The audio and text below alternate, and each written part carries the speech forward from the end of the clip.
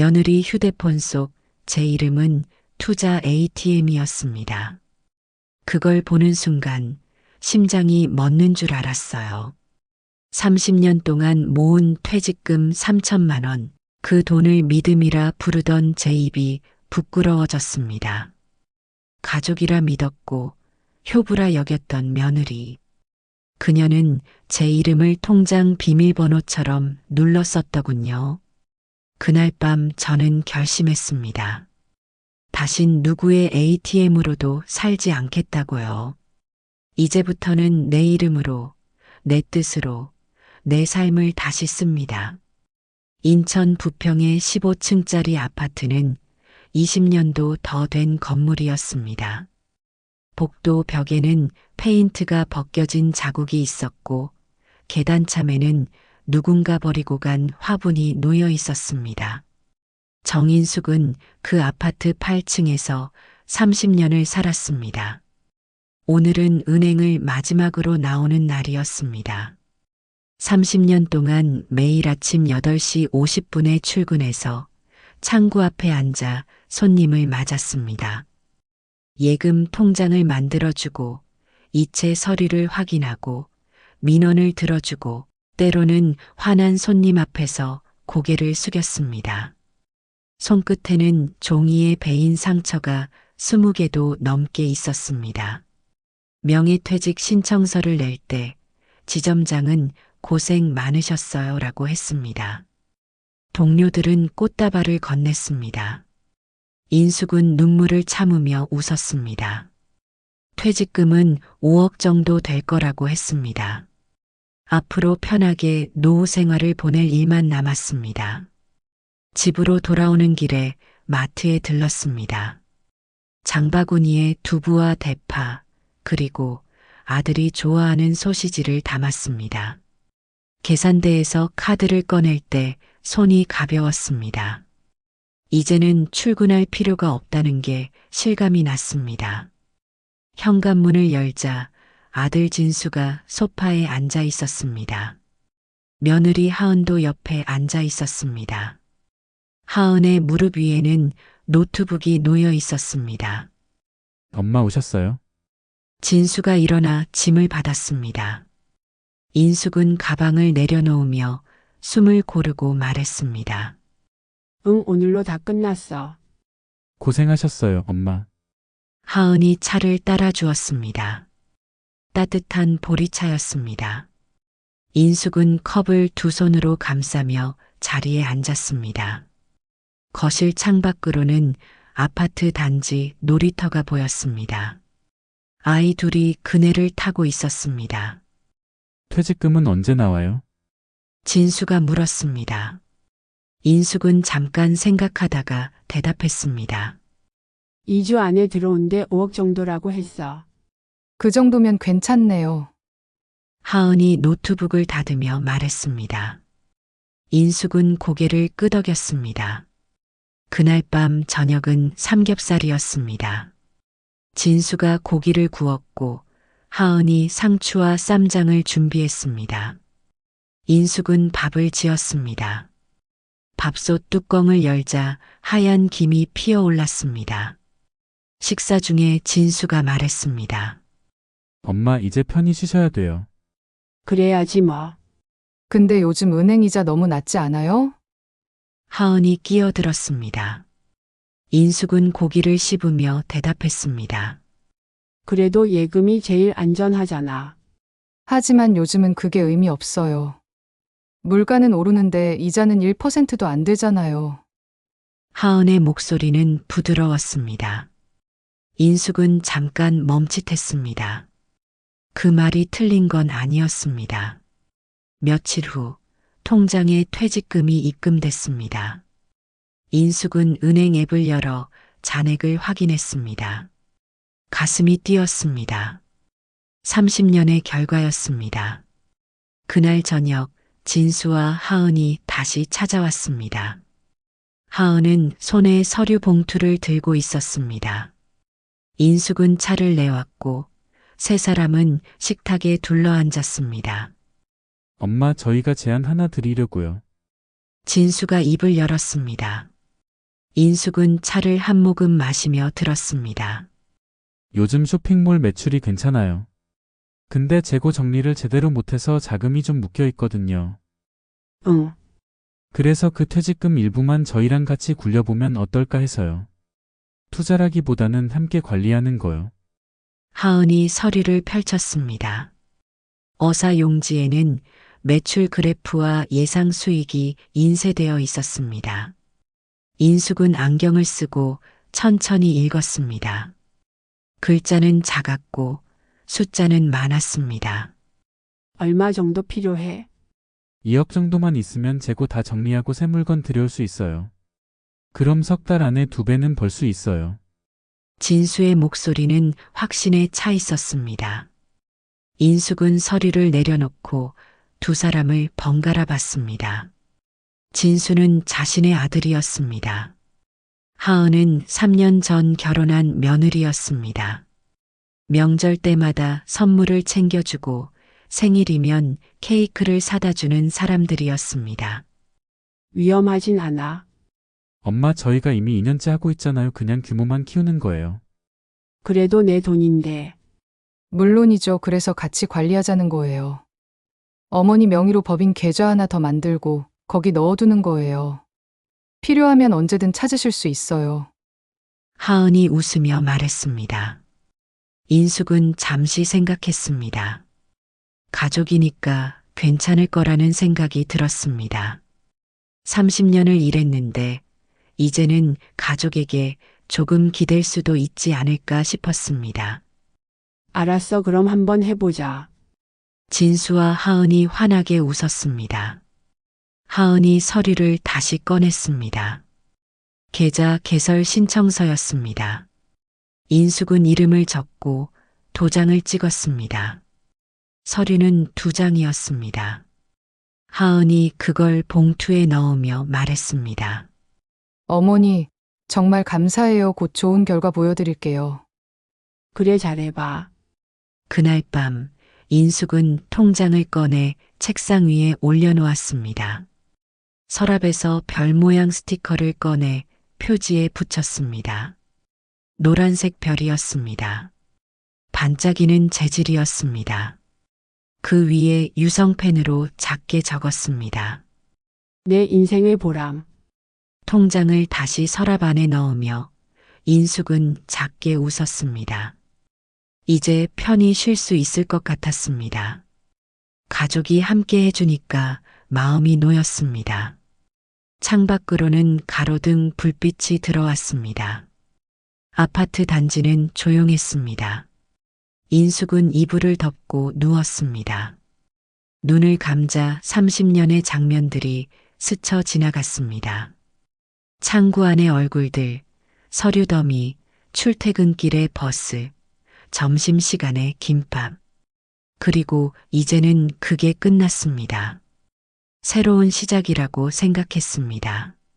하지만 그 별 모양 스티커는 곧 다른 의미를 갖게 될 것이었습니다. 계좌 개설 후 한 달이 지났습니다. 인숙은 매일 아침 은행 앱을 열었습니다. 잔액은 그대로였습니다. 2억 원이 법인 계좌에 들어가 있었고 나머지 3억 원은 본인 통장에 남아 있었습니다. 진수와 하은은 일주일에 한 번쯤 연락을 했습니다. 어머니, 잘 지내세요? 하은의 문자는 간결했습니다. 인숙은 응, 잘 있어라고 답했습니다. 특별한 일은 없었습니다. 2월 중순 카드 명세서가 우편함에 들어왔습니다. 인숙은 거실 소파에 앉아 봉투를 뜯었습니다. 명세서는 3장이었습니다. 첫 장을 넘기다가 손이 멈췄습니다. 명품몰 결제 328만 원. 인숙은 다시 읽었습니다. 날짜는 2월 5일이었습니다. 장소는 서울 강남구였습니다. 인숙은 강남에 간 적이 없었습니다. 그날은 집에서 청소를 했습니다. 전화를 걸었습니다. 진수가 받았습니다. 엄마 왜요? 진수야, 카드 명세서에 이상한 게 찍혔는데. 뭐가요? 명품몰에서 328만 원 결제된 게 있어. 잠깐 침묵이 흘렀습니다. 진수가 대답했습니다. 아, 그거 사업비예요. 사업비? 내 쇼핑몰 상품 구매할 때 법인카드 한도가 부족해서 잠깐 썼어요. 나중에 정리해 줄게요. 그래도 미리 말을 해줘야지. 죄송해요. 엄마 급하게 처리하느라 걱정 마세요. 전화를 끊고 인숙은 명세서를 다시 봤습니다. 그 외에도 낯선 거래가 3건 더 있었습니다. 200만 원, 90만 원, 150만 원. 모두 온라인 쇼핑몰이었습니다. 합계는 700만 원이 넘었습니다. 인숙은 명세서를 접어 서랍에 넣었습니다. 가족이니까 괜찮을 거라고 생각했습니다. 진수가 정리해준다고 했으니까요. 하지만 3개월이 지나도 변제는 없었습니다. 5월 초 인숙은 은행 앱을 열었습니다. 알림이 떠 있었습니다. 법인계좌 연결 완료. 인숙은 알림을 눌렀습니다. 화면에 새로운 계좌가 보였습니다. 계좌번호는 낯설었습니다. 이름은 진수하은 온라인몰이었습니다. 인숙은 천천히 스크롤을 내렸습니다. 거래 내역이 있었습니다. 출금이 많았습니다. 날짜는 3월부터 5월까지 이어져 있었습니다. 입금은 거의 없었습니다. 인숙은 본인 계좌를 확인했습니다. 2억 원이던 잔액이 반이나 줄어 있었습니다. 거래 내역을 확인하니 자동이체라고 적혀 있었습니다. 수취인은 법인 계좌였습니다. 인숙은 핸드폰을 들고 진수에게 전화했습니다. 신호는 갔지만 받지 않았습니다. 3번을 더 걸었습니다. 모두 연결되지 않았습니다. 하은에게 문자를 보냈습니다. 하은아, 계좌에서 돈이 빠져나가고 있어. 무슨 일이야? 답장은 저녁 8시에 왔습니다. 어머니, 사업 자금 회전 때문에 일시적으로 옮긴 거예요. 곧 다시 넣어드릴게요. 인숙은 답장을 보고 한숨을 쉬었습니다. 그날 밤 잠이 오지 않았습니다. 천장을 바라보다가 눈을 감았습니다. 하지만 숫자가 머릿속에 맴돌았습니다. 일주일 후 다시 알림이 왔습니다. 대출 실행 완료. 인숙은 눈을 비볐습니다. 대출? 본인은 대출을 받은 적이 없었습니다. 앱을 열어 확인했습니다. 대출 내역이 4건 떠 있었습니다. 신용대출 400만 원, 마이너스 통장 300만 원, 카드론 200만 원, 생활안정자금 300만 원, 합계 1200만 원이었습니다. 인숙의 손이 떨렸습니다. 핸드폰을 내려놓고 방바닥에 주저앉았습니다. 숨이 막혔습니다. 가슴이 조여왔습니다. 내가 대출을 받았다고? 다음 날 아침 인숙은 은행을 찾아갔습니다. 지점은 집에서 10분 거리에 있었습니다. 창구 직원은 젊은 여자였습니다. 이름표에는 김혜린이라고 적혀 있었습니다. 어떻게 오셨어요? 제 명의로 대출이 실행됐다는데 확인 좀 해주세요. 김혜린이 신분증을 확인하고 컴퓨터를 두드렸습니다. 잠시 후 고개를 끄덕였습니다. 네, 맞습니다. 대출 4건이 있으시네요. 언제 신청했어요? 3월 23일, 4월 5일, 4월 20일, 5월 2일입니다. 저는 신청한 적이 없어요. 김혜린이 서류를 확인했습니다. 화면을 돌려 보여주었습니다. 대리인 신청으로 되어 있습니다. 대리인은 김하은 씨로 등록되어 있고요. 며느리요? 내 인감증명서와 위임장이 제출되어 있습니다. 인숙은 입술을 깨물었습니다. 김혜린이 조심스럽게 물었습니다. 혹시 본인이 동의하지 않으신 거예요? 저는 아무것도 몰랐어요. 그럼 명예 도용일 수도 있습니다. 경찰 신고를 하셔야 할 것 같은데요. 인숙은 고개를 저었습니다. 경찰, 며느리를, 아들을. 서류만 먼저 출력해 주세요. 김혜리는 대출 서류 사본을 출력했습니다. 총 12장이었습니다. 인숙은 그 서류를 봉투에 담아 나왔습니다. 은행 밖은 맑았습니다. 하늘은 파랗고 바람은 따뜻했습니다. 하지만 인숙은 아무것도 느껴지지 않았습니다. 버스 정류장에 앉아 서류를 꺼냈습니다. 첫 장에는 인숙의 이름이 인쇄되어 있었습니다. 대리일란에는 김하은이라고 적혀 있었습니다. 서명란에는 낯선 글씨가 있었습니다. 인숙의 서명이 아니었습니다. 마지막 장에는 인감증명서가 첨부되어 있었습니다. 인감도장은 인숙이 3년 전에 만든 것이었습니다. 진수가 결혼할 때 서류 작성을 도와주려고 맡긴 적이 있었습니다. 그리고 그 도장을 돌려받지 못했습니다. 인숙은 서류를 다시 봉투에 넣었습니다. 손이 떨렸습니다. 버스가 왔지만 타지 않았습니다. 그냥 앉아 있었습니다. 1시간쯤 지나서 다시 집으로 걸어갔습니다. 현관문을 열고 들어가 소파에 앉았습니다. 봉투를 식탁 위에 올려놓고 한참을 바라봤습니다. 저녁 무렵 진수에게 전화를 걸었습니다. 이번에는 받았습니다. 엄마? 진수야, 엄마 명의로 대출 받았니? 잠깐 침묵이 흘렀습니다. 엄마 그거 사업 자금 때문이에요. 급하게 필요해서. 엄마한테 말도 없이? 죄송해요. 근데 곧 갚을 거예요. 매출 들어오면 바로요. 1200만 원이야. 이자도 나가고 있어. 알아요. 제가 다 책임질게요. 책임. 넌 지금까지 한 번도 돈 안 갚았잖아. 목소리가 높아졌습니다. 인숙은 숨을 고르고 다시 말했습니다. 하은이가 대리인으로 신청했더라. 인감도 썼고. 그건 엄마가 바빠서 직접 못 가실까봐.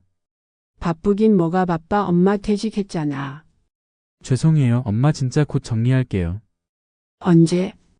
3달 안에요. 전화를 끊었습니다. 인숙은 핸드폰을 내려놓고 창밖을 봤습니다. 해가 지고 있었습니다. 아파트 단지의 가로등이 하나둘 켜졌습니다.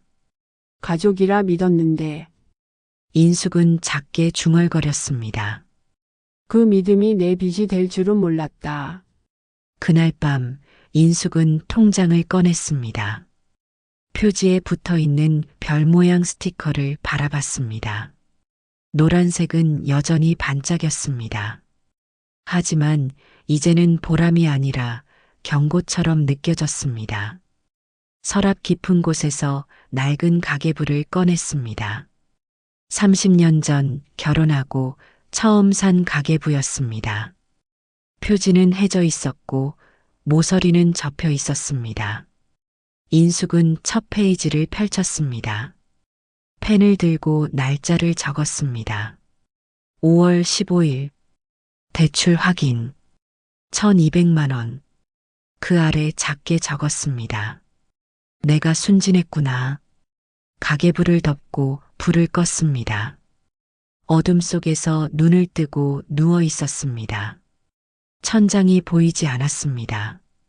하지만 머릿속에는 숫자가 계속 떠올랐습니다. 하지만 그것조차 빚이었습니다. 다음 날 진수와 하은이 집에 왔습니다. 저녁을 같이 먹자고 했습니다. 알겠다고는 찜찜한 기분은 떨칠 수 없었습니다. 하은이 저녁 반찬거리를 사러 급히 나가며 휴대폰을 주방 식탁 위에 두고 나갔습니다. 진수는 부엌에서 요리를 하고 있고 인숙은 식탁에 앉아 기다리고 있었습니다. 그때 하은이 두고 간 휴대폰에 알림이 떴습니다. 미리 보기로 그 내용이 보였습니다. 요즘 투자자 한 분만 있으면 바로 돌릴 텐데 키읔키읔. 하은님 시어머니 든든 완전 ATM이잖아요. 키읔키읔. 우리 투자 ATM님 이번에도 가능? 손끝이 순간 얼어붙었습니다. 잠금 화면이 꺼질까봐 인숙은 무심한 척 휴대폰을 손바닥으로 끌어 자기 쪽으로 당겼습니다. 화면을 다시 탭하자 같은 문장들이 한 줄 더 올라왔습니다. 하은의 답장이었습니다. 이번에도 잘 부탁드려야죠. 우리 투자 ATM님. 주방의 따뜻한 노란 조명이 차갑게 느껴졌습니다. 하은이 웃으며 부어준 보리차의 온기, 어머님 정말 감사해요라는 그 말들이 한꺼번에 무너져 내렸습니다. 나를 그렇게 불렀구나. 그 순간 초인종이 울렸습니다. 하은이 비닐봉지를 들고 들어왔습니다. 인숙은 다시 휴대폰을 제자리에 두었습니다. 어머님, 두부 하나 더 사왔어요. 인숙은 아무 말도 하지 못했습니다. 머릿속에 새하얗게 변했습니다. 저녁을 다 먹고 진수와 하은은 집으로 돌아갔습니다. 진숙은 저녁을 제대로 먹지 못했습니다. 불을 끄고 누웠지만 눈을 감아도 화면 속 글자가 그대로 떠다녔습니다. 투자 ATM. 세 글자가 머릿속에서 떠나지 않았습니다. 심장이 두근거렸습니다. 자신이 너무 순진했다는 걸 다시 한번 깨달았습니다. 그녀는 그날 밤 이 모든 것을 다 끝내기로 다짐했습니다. 5월 20일 인숙은 아침 6시에 일어났습니다. 창밖은 밝았습니다. 세수를 하고 거울을 봤습니다. 얼굴은 여전했지만 눈빛이 달라졌습니다. 책상 위에는 지난번 정리한 서류가 쌓여 있었습니다. 대출 서류, 카드 명세서, 계좌 거래 내역, 법인 계좌 신청서, 모두 18장이었습니다. 인숙은 그 위에 낡은 가계부를 펼쳤습니다. 첫 페이지에 제목을 적었습니다. 정인숙 금융정리 기록. 그 아래 날짜와 시간을 적었습니다. 5월 20일 오전 6시 30분. 펜을 들고 천천히 써내려갔습니다. 현재 상황 정리. 대출 총액 1,200만 원. 카드 미결제금 700만 원. 법인 계좌 연결 상태 유지 중. 대리인 등록 김하은 며느리. 인숙은 펜을 내려놓고 숨을 고르고 다시 적었습니다. 해야 할 일. 법인 계좌 연결 해지. 대리인 등록 해제. 공인인증서 폐기 및 재발급. 자동이체 전체 해지. 새 계좌 개설. 통신사 명의 확인. 비밀번호 전체 변경. 목록을 다 적고 나서 인숙은 가계부를 덮었습니다. 더 이상 울지 않았습니다. 감정이 아닌 절차로 싸우기로 했습니다. 오전 9시 인숙은 은행에 도착했습니다. 창구 직원은 지난번과 같은 김혜린이었습니다. 어서 오세요. 또 오셨네요. 법인 계좌 연결 해지하고 싶어요. 신분증 주세요. 김혜린이 컴퓨터를 확인했습니다. 잠시 후 고개를 들었습니다. 법인 계좌는 대표자 동의가 필요합니다. 제 명의인데요. 네, 하지만 공동관리 계좌로 되어 있어서요. 대표자는 아드님이신 것 같은데. 인숙은 입술을 깨물었습니다. 김혜린이 조심스럽게 말했습니다. 본인 계좌에서 자동이체만 먼저 해지하시겠어요? 그건 바로 가능합니다. 그럼 그것부터 해주세요. 김혜린은 자동이체 목록을 출력했습니다. 총 4건이었습니다. 모두 법인 계좌로 연결되어 있었습니다. 인숙은 하나씩 해지 버튼을 눌렀습니다. 대리인 등록도 해제하고 싶어요. 대리인 해제는 구청에서 인감 폐기 신청을 하셔야 합니다. 오늘 바로 가겠어요. 그리고 공인인증서도 폐기하시는 게 좋을 것 같아요. 그것도 해주세요. 김혜리는 인숙을 보며 작게 말했습니다. 고객님, 이런 분 거의 없어요. 다들 가족에게 맡기시지. 인숙은 웃으며 답했습니다. 이젠 내 이름으로 다시 살 겁니다. 김혜리는 고개를 끄덕이며 서류를 작성했습니다. 공인인증서는 폐기되었고 새로 발급받았습니다. 비밀번호는 진수나 하은이 모를 만한 숫자로 바꿨습니다. 인숙의 어머니 생일이었습니다. 은행을 나와 구청으로 향했습니다. 걸어서 20분 거리였습니다. 날씨는 맑았지만 바람이 불었습니다. 인숙은 가방을 꽉 쥐고 걸었습니다. 구청 민원실에는 사람이 많았습니다. 번호표를 뽑고 30분을 기다렸습니다. 차례가 되어 창구로 갔습니다. 인감 폐기 신청하러 왔어요. 직원이 신분증을 확인했습니다. 폐기 사유가 어떻게 되세요? 도용 우려 때문이요. 가족분이 사용하신 건가요? 네, 직원은 더 묻지 않았습니다. 서류를 작성하고 도장을 찍었습니다. 인감은 그 자리에서 폐기되었고 새 인감을 신청했습니다. 이틀 후 발급 가능하다고 했습니다. 구청을 나와 통신사 대리점으로 갔습니다. 명의가 변경되지 않았는지 확인하려고 했습니다. 직원이 조회를 했습니다. 명의는 본인으로 되어 있습니다. 다행이네요. 비밀번호 변경할게요. 네, 가능합니다. 비밀번호를 바꾸고 나왔습니다. 시계를 보니 오후 2시였습니다.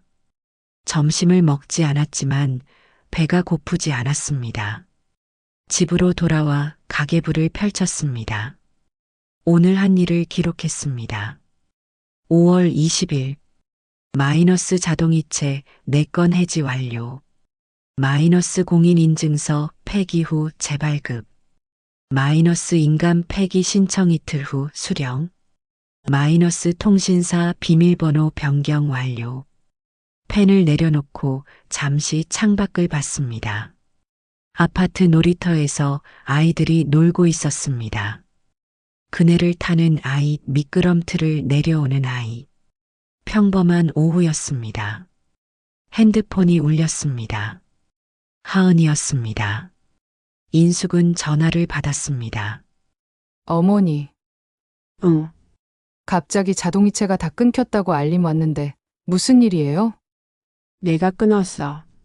왜요? 매출 입금받아야 하는데. 내 계좌는 더 이상 안 쓸 거야. 어머니, 우리 사업 어떻게 하라고요? 인숙은 잠시 침묵했습니다. 그리고 조용히 말했습니다. 내 이름은 잠깐 빌려주는 이름이 아니야. 어머니 이렇게까지 할 일은 아니잖아요. 이미 늦었어. 전화를 끊었습니다. 핸드폰을 무음으로 바꾸고 서랍에 넣었습니다. 저녁 인숙은 친구 미정에게 전화를 걸었습니다. 미정은 고등학교 동창이었습니다. 현재 강릉에서 작은 게스트하우스를 운영하고 있었습니다. 인수가 오랜만이야. 응, 잘 지냈어? 응, 근데 무슨 일이야? 목소리가 이상한데? 인숙은 잠깐 망설이다가 말했습니다. 나 강릉 쪽으로 이사 가려고. 갑자기? 무슨 일 있어? 아들이랑 좀 복잡해서. 미정은 더 묻지 않았습니다. 그래, 여기 오면 내가 원룸 하나 알아볼게. 싼 데 있어. 고마워. 언제쯤 올 건데? 한 달 안에. 알았어, 연락할게. 전화를 끊고 인숙은 노트북을 켰습니다. 강릉 원룸을 검색했습니다. 안목해변 근처에 보증금 1,000만 원, 월세 60만 원짜리가 있었습니다. 사진을 봤습니다. 작은 방이었지만 창문이 컸습니다. 바다가 보였습니다. 인숙은 부동산에 전화를 걸었습니다. 중개인은 친절했습니다. 언제 보러 오실래요? 다음 주 월요일에 갈게요. 전화를 끊고 지도를 펼쳤습니다. 강릉은 서울에서 차로 3시간 거리였습니다. 인숙은 지도 위에 파란 펜으로 표시를 했습니다. 그곳이 앞으로의 삶이었습니다. 밤 11시 가계부를 다시 펼쳤습니다. 마지막 페이지에 적었습니다. 6월 1일 예정. 마이너스 강릉 원룸 방문. 마이너스 계약 가능하면 즉시 진행. 마이너스 이사 날짜 6월 중순. 인숙은 가계부를 덮고 서랍에 넣었습니다. 통장도 함께 넣었습니다. 별 모양 스티커는 여전히 붙어 있었지만 이제는 다른 의미였습니다. 경고가 아니라 생존의 증거였습니다. 다음 날 아침 진수가 찾아왔습니다. 초인종을 눌렀지만 인숙은 문을 열지 않았습니다. 진수가 소리쳤습니다. 엄마, 문 열어요. 인숙은 거실 소파에 앉아 있었습니다. 움직이지 않았습니다. 엄마 제발 좀 열어봐요. 우리 사업 망하게 하려고요. 인숙은 눈을 감았습니다. 소리는 계속됐지만 마음은 흔들리지 않았습니다. 10분쯤 지나자 진수는 돌아갔습니다. 발소리가 멀어졌습니다. 복도는 다시 조용해졌습니다. 인숙은 눈을 뜨고 가계부를 꺼냈습니다. 오늘 날짜를 적고 한 줄을 추가했습니다. 5월 21일 진수 방문. 문 열지 않음. 그리고 그 아래 적었습니다. 감정이 아닌 절차로 싸운다.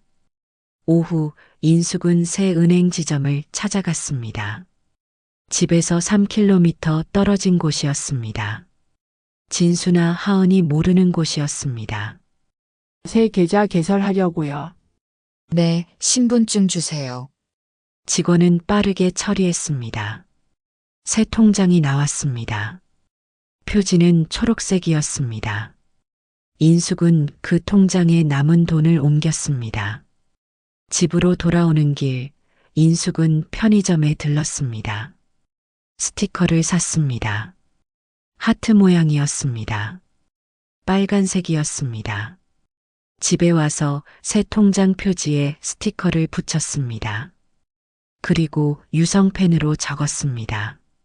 정인숙의 새 출발. 통장을 서랍 깊숙이 넣었습니다. 누구도 모르는 곳에 밤 창밖을 보며 인숙은 생각했습니다. 퇴직금은 사라졌지만 자신을 되찾았습니다. 돈은 다시 벌 수 있지만 이름은 지켜야 했습니다. 가계부 마지막 줄에 적었습니다. 스스로를 지키는 사람은 언제나 기록부터 시작한다. 그리고 불을 껐습니다. 어둠 속에서 인숙은 처음으로 편안하게 잠들었습니다. 6월 1일 강릉행 버스표를 끊었습니다. 출발은 6월 10일 새벽 5시였습니다. 인숙은 표를 가방에 넣고 짐을 정리하기 시작했습니다. 옷은 많지 않았습니다. 여름옷 몇 벌, 속옷, 양말, 운동화 한 켤레. 화장품은 기초 제품만 챙겼습니다. 가계부와 서류 봉투는 제일 먼저 캐리어에 넣었습니다. 서랍을 열어 통장을 꺼냈습니다. 새로 만든 초록색 통장과 옛날 통장 2개. 거실을 둘러봤습니다. 20년을 산 집이었습니다.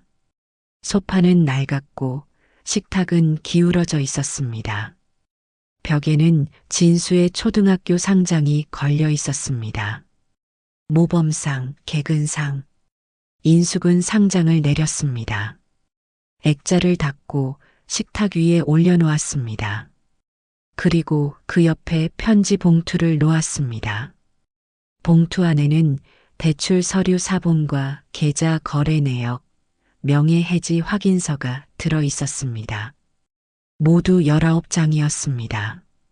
봉투 겉면에 펜으로 적었습니다. 진수에게. 편지는 쓰지 않았습니다. 서류가 곧 편지였습니다. 오후 3시 핸드폰이 울렸습니다.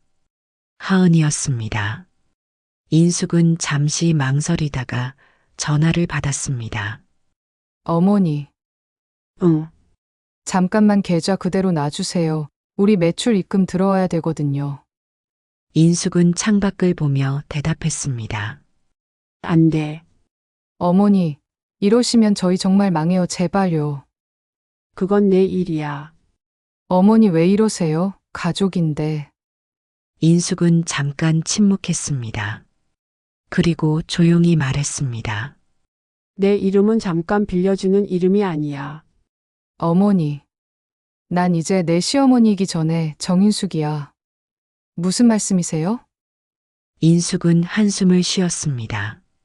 내가 내 인감 쓴 거 알아. 대출 내 건 받은 것도 알아. 내 동의 없이 다 한 거잖아. 하은은 말이 없었습니다.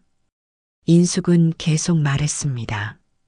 나는 30년을 일했어. 그 돈이 내 전부였어. 근데 너희는 한마디 사과도 없더라. 죄송해요. 어머니 정말 급해서. 급하면 다 되는 줄 알아? 가족이면 다 괜찮은 줄 알아? 인숙의 목소리가 떨렸습니다. 하지만 울지 않았습니다. 난 이제 내 이름으로 살 거야. 아무도 빌려주지 않을 거야. 전화를 끊었습니다. 핸드폰을 내려놓고 한참을 앉아 있었습니다. 가슴이 아팠습니다. 하지만 후회는 없었습니다. 저녁 8시 진수가 다시 찾아왔습니다. 초인종을 눌렀습니다. 인숙은 이번에는 문을 열었습니다. 진수는 얼굴이 상했습니다. 눈 아래 다크서클이 있었고 입술은 갈라져 있었습니다. 엄마, 들어와. 인숙은 거실로 걸어가 소파에 앉았습니다. 할 말 있으면 해. 엄마가 이렇게까지 할 일은 아니잖아요. 어디까지? 계좌 다 끊고 인감 폐기하고 새 통장 만들고. 그렇게까지 할 필요 있어요? 인숙은 진수를 바라봤습니다. 너 엄마한테 허락받고 대출 받았니? 아니요. 카드 쓸 때 물어봤니? 급했어요. 급하면 다 되는 거야. 진수는 입술을 깨물었습니다. 인숙은 천천히 말했습니다. 너는 엄마가 영원히 엄마일 거라고 생각했지. 아무리 해도 괜찮을 거라고 생각했지. 그런 게 아니라 근데 난 이제 못하겠어. 인숙은 일어나 봉투를 집어들었습니다. 진수에게 건넸습니다. 이거 다 내가 한 일이야. 확인해봐. 진수는 봉투를 받았습니다. 열지 않았습니다. 엄마는 어디 가실 건데요? 내가 살 곳 찾아갈 거야. 저희 때문에 이러시는 거예요? 인숙은 고개를 저었습니다. 아니, 나 때문이야. 내가 날 지키려고 가는 거야. 진수는 더 말하지 못했습니다. 인숙은 현관으로 걸어가 문을 열었습니다. 이제 가봐.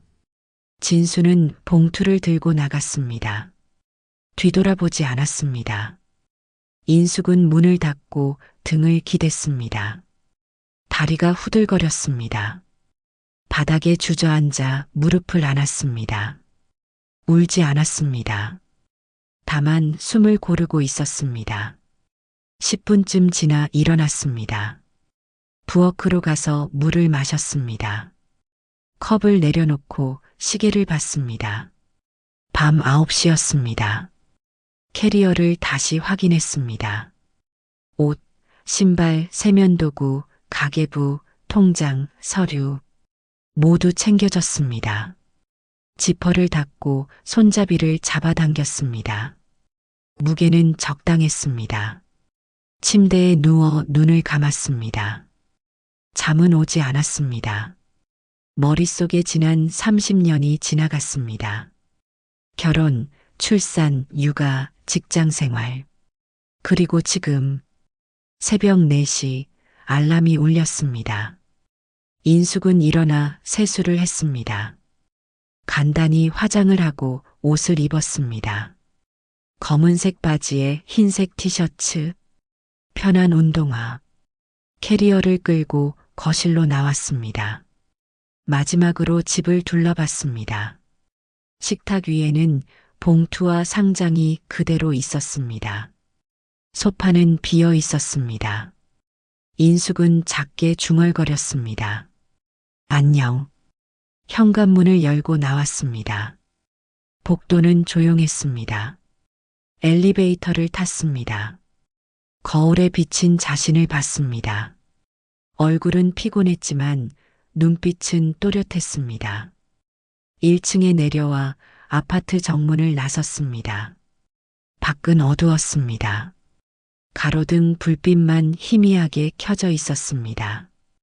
인숙은 버스터미널에 도착했습니다. 버스를 기다리는 동안 핸드폰을 꺼냈습니다.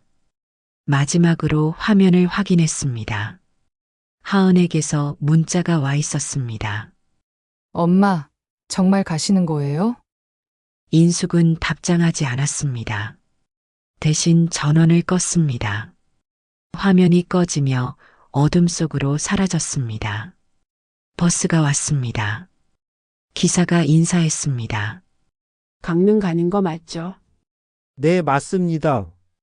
인숙은 제일 뒤쪽 창가 자리에 앉았습니다. 창밖을 봤습니다. 버스는 고속도로로 접어들었습니다. 창밖으로 어둠이 흘러갔습니다.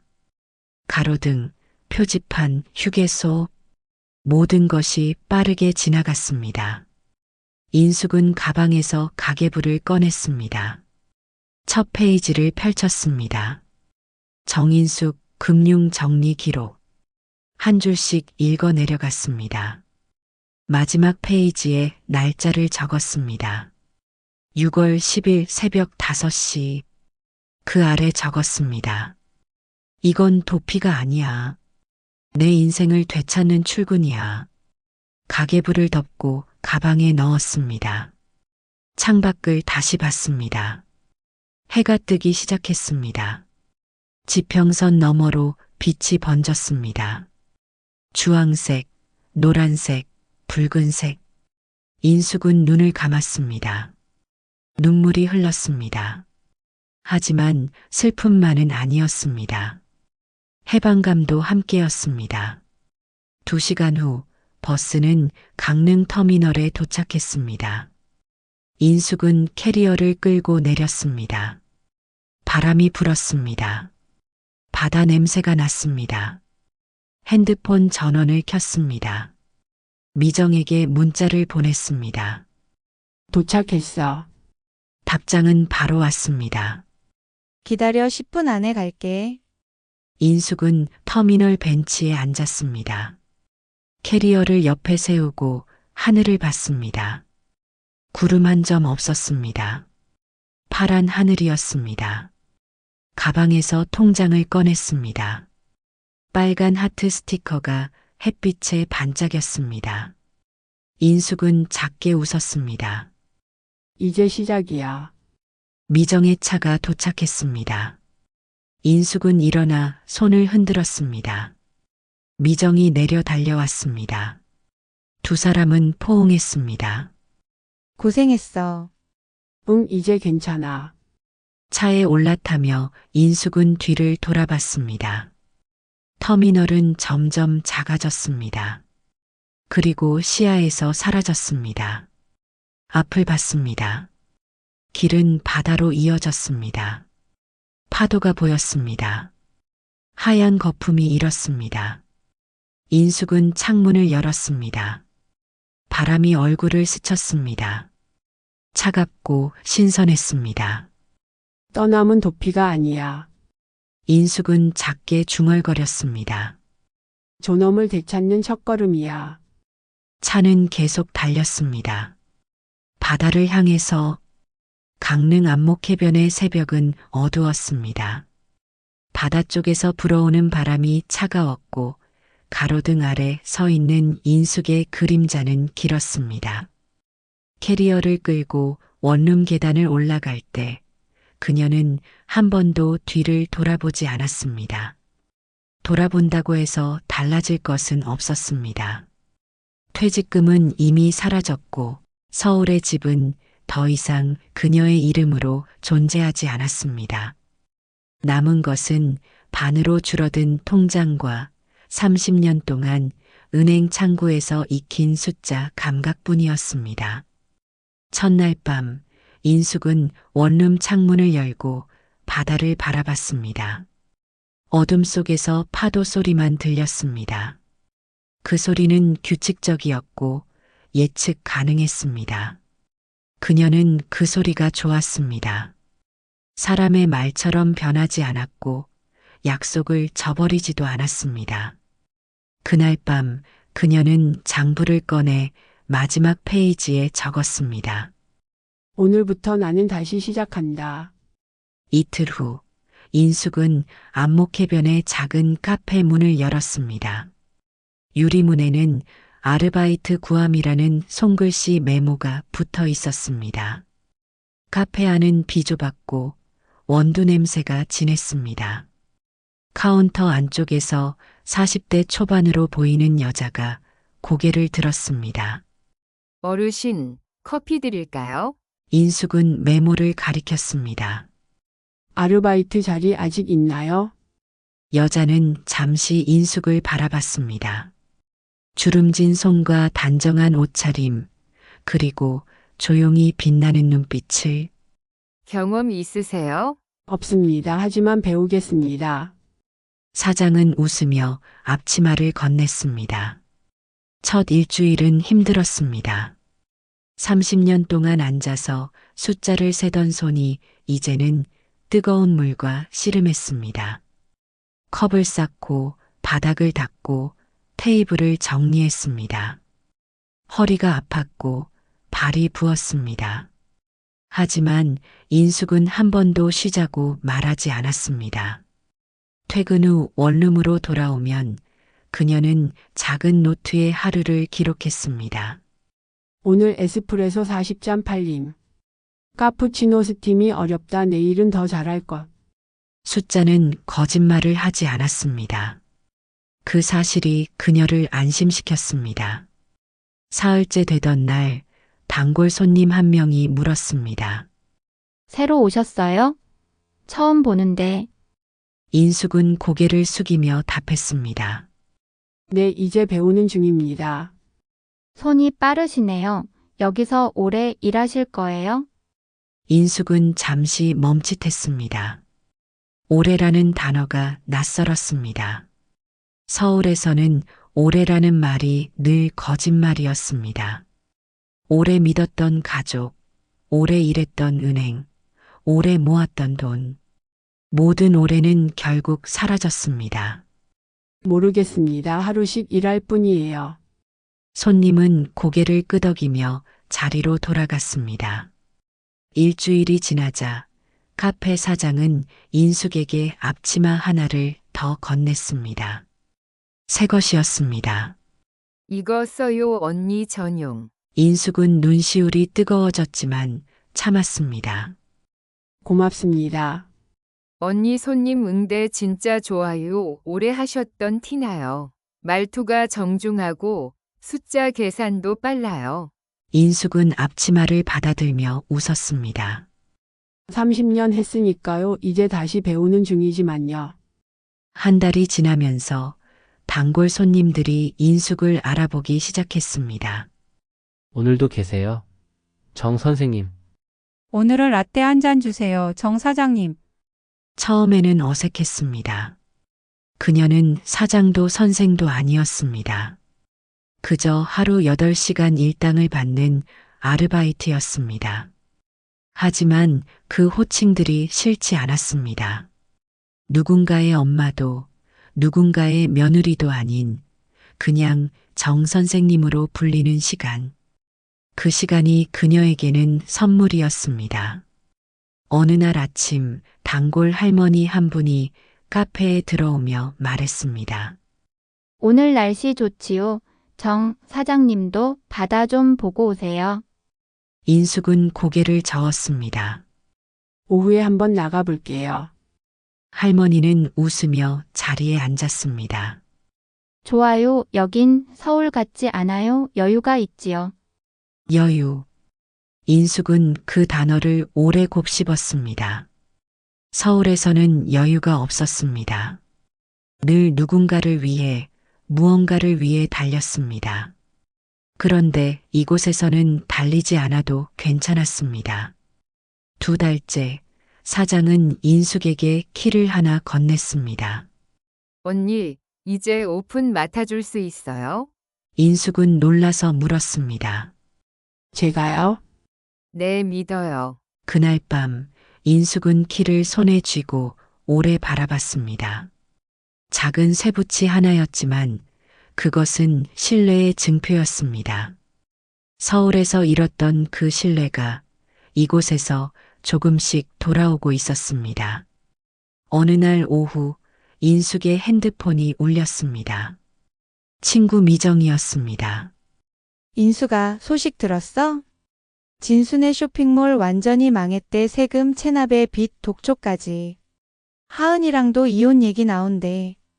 인숙은 한참 동안 말이 없었습니다. 그래. 괜찮아? 응, 괜찮아. 전화를 끊고 인숙은 바다를 바라봤습니다. 슬펐습니다. 하지만 놀랍지는 않았습니다. 그들은 결국 자기 선택의 무게를 감당하지 못했습니다.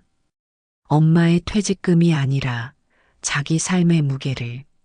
인숙은 그날 밤 장부를 펼쳤습니다. 그리고 적었습니다. 진수 부부 소식 들음. 더 이상 내가 책임질 몫이 아니다. 3개월째 되던 어느 아침 인숙의 핸드폰에 메시지가 왔습니다. 발신자는 하은이었습니다. 어머니, 죄송해요. 돈보다 가족이 먼저였는데 저희가 너무 욕심을 부렸어요. 엄마 건강하시죠? 용서해 주세요. 인숙은 한참을 메시지를 들여다봤습니다. 답장을 쓰려다가 멈췄습니다. 용서는 쉬운 말이었습니다. 하지만 용서한다고 해서 관계가 회복되는 것은 아니었습니다. 그녀가 원하는 것은 용서가 아니라 존중이었습니다. 그리고 그 존중은 이미 이곳에서 찾았습니다. 인숙은 답장을 보내지 않았습니다. 대신 장부 맨 마지막 줄에 이렇게 적었습니다. 퇴직금은 잃었지만 이름은 지켰다. 넉 달째 인숙은 카페 앞 벤치에서 커피를 마셨습니다. 새벽 6시 바다 너머로 해가 떠올랐습니다. 주황빛이 수평선을 물들였고 파도는 여전히 규칙적으로 밀려왔습니다. 인숙은 그 빛을 바라보며 생각했습니다. 나는 다시 시작했다. 퇴직금 반은 사라졌습니다. 하지만 그 돈으로 살 수 없는 것들이 남았습니다. 자기 이름으로 계좌를 만들고 자기 이름으로 월급을 받고 자기 이름으로 잠드는 밤. 그것이 진짜 퇴직금이었습니다. 카페 안에서 사장이 소리쳤습니다. 언니, 손님 오셨어요. 인숙은 일어서서 미소 지었습니다. 네, 지금 갑니다. 어느 날 단골 할머니가 물었습니다. 정 사장님은 가족 없으세요? 인숙은 잠시 망설이다가 답했습니다. 있습니다. 아들도 있고 손자도 있어요. 그럼 왜 여기 계세요? 인숙은 커피잔을 닦으며 조용히 말했습니다. 제 이름으로 살고 싶어서요. 할머니는 고개를 끄덕였습니다. 그것도 좋지요. 자식들 다 키우고 나면 이제 자기 인생 살아야지요. 인숙은 웃었습니다. 그 말이 맞았습니다. 자기 인생. 그것이 지금 그녀가 사는 방식이었습니다. 5개월째 되던 날 카페 사장이 제안했습니다. 언니, 정식으로 같이 일할래요? 파트너로요. 인숙은 놀라서 물었습니다. 파트너요? 네, 언니 손님 응대 보면 진짜 프로예요. 저 혼자보다 둘이 하는 게 나을 것 같아요. 인숙은 한참을 생각했습니다. 180만 원으로 시작한 강릉 생활. 많지 않았지만 그것은 누구도 빼앗지 못하는 돈이었습니다. 생각해 볼게요. 사장은 웃었습니다. 천천히 생각하세요. 전 믿으니까요. 6개월째 되던 어느 새벽 인숙은 다시 장부를 폈습니다. 그리고 처음 페이지부터 천천히 넘겼습니다. 대출 서류 사본 보관, 명예해지 확인서, 그리고 마지막 페이지. 퇴직금은 잃었지만 이름은 지켰다. 인숙은 펜을 들었습니다. 그리고 그 아래 한 줄을 더 적었습니다. 이제 나는 누구의 이름이 아니라 내 이름으로 산다. 7개월째 손자 민준이의 생일이었습니다. 인숙은 핸드폰을 켰습니다. 카톡 프로필 사진에는 여전히 민준이의 얼굴이 떠 있었습니다. 그 아이는 잘 있겠지. 인숙은 메시지를 쓰지 않았습니다. 대신 카페 앞 꽃집에서 작은 화분 하나를 샀습니다. 다육이였습니다. 물을 자주 주지 않아도 잘 자라는 식물. 원룸 창가에 화분을 놓고 인숙은 혼잣말을 했습니다. 넌 내가 알아서 잘 자라겠지. 바람이 불어왔습니다. 바다 냄새가 났습니다. 그해 겨울, 인숙은 카페 사장과 파트너 계약서에 서명했습니다. 사장은 샴페인을 터뜨렸습니다. 축하해요. 정 사장님. 인숙은 웃으며 잔을 들었습니다. 고맙습니다. 저도 이제 진짜 사장이네요. 처음부터 사장이었어요. 스스로 다시 시작한 사람이니까요. 그날 밤 인숙은 바다를 바라보며 생각했습니다. 퇴직금은 사라졌습니다. 하지만 그 돈이 가르쳐 준 것이 있었습니다. 돈은 도구일 뿐 이름이 전부는 아니다. 진짜 자산은 존엄이었습니다. 누구도 훔칠 수 없고 누구에게도 빌려줄 수 없는 것. 자기 이름으로 서는 힘. 이듬해 봄 안목해변에 벚꽃이 피었습니다. 인숙은 아침 6시에 카페 문을 열고 커피를 내렸습니다. 단골 손님들이 하나둘 들어왔습니다. 정 사장님, 오늘도 좋은 아침이네요. 네, 좋은 아침입니다. 창밖으로 바다가 보였습니다. 파도는 여전히 밀려왔고 햇빛은 수면을 반짝이게 했습니다. 인숙은 커피잔을 닦으며 생각했습니다. 나는 다시 살고 있다. 퇴직금은 사라졌지만 퇴직은 끝이 아니었습니다. 이름은 지켰고 존엄은 남았습니다. 그리고 무엇보다 이제 그녀는 누구의 이름이 아니라 자기 이름으로 살고 있었습니다. 정인숙. 그 이름으로